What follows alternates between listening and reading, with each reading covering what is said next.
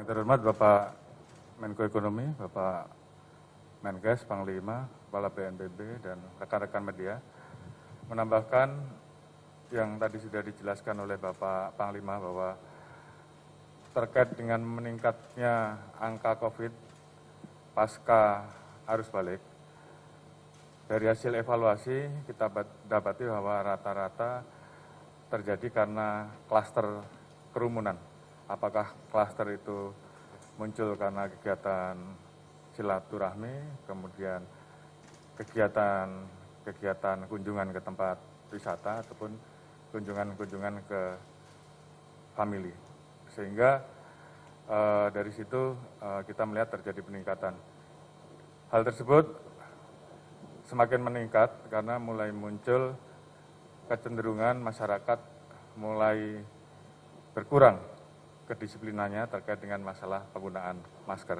Sehingga apabila kita lihat terjadi ledakan di wilayah Kudus dan Bangkalan, sehingga tentunya kami TNI Polri kemudian melakukan langkah-langkah dalam rangka memberikan pendampingan dan melakukan akselerasi untuk segera memulihkan kembali dan mengendalikan laju pertumbuhan angka COVID.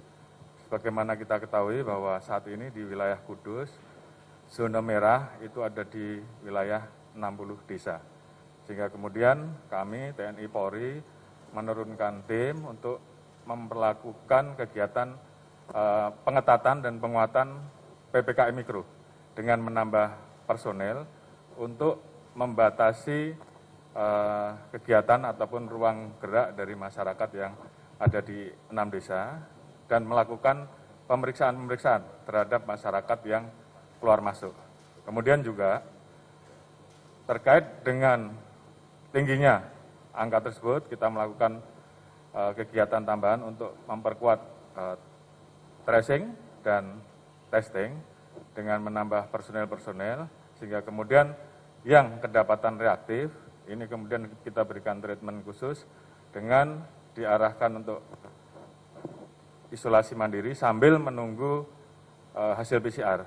Ini diawasi oleh TNI Polri sehingga tidak terjadi pergerakan yang kemudian mengakibatkan kontak erat. Ini yang saat ini kita lakukan. Sehingga saat ini diturunkan kurang lebih 4 kompi gabungan TNI Polri untuk menjaga klaster Kudus dan kemudian mempersiapkan dan mendorong pemerintah daerah untuk menambah tempat-tempat isolasi mandiri rujukan yang ada di Donoyudan dan juga ada di Semarang sehingga klaster isolasi mandiri yang ada di rumah-rumah kita bisa geser karena kurang lebih ada 1.200 dan itu saat ini sedang berjalan.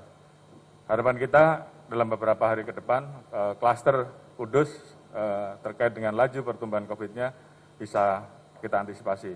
Terkait dengan beberapa waktu yang lalu terjadi permasalahan dengan tenaga kesehatan, saat ini sudah diisi dengan tenaga kesehatan dari Dinkes Pusat, Provinsi, kemudian Nakes TNI Polri. Sehingga terkait dengan kebutuhan tenaga kesehatan saat ini sudah tidak ada masalah.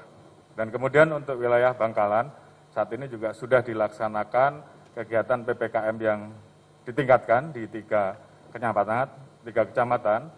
Kegiatan untuk tracing, testing, terus ditingkatkan sehingga kemudian terkait yang kedapatan reaktif ataupun positif segera kita pisahkan baik di tempat-tempat isolasi mandiri ataupun isolasi rujukan. Dengan demikian langkah-langkah ini kemudian akan kita samakan di setiap wilayah yang dalam 1 minggu ada kenaikan lebih dari 500 akan kita berlakukan manajemen kontingensi terkait dengan penanganan khusus sehingga laju pertumbuhan COVID di seluruh wilayah bisa kita kendalikan.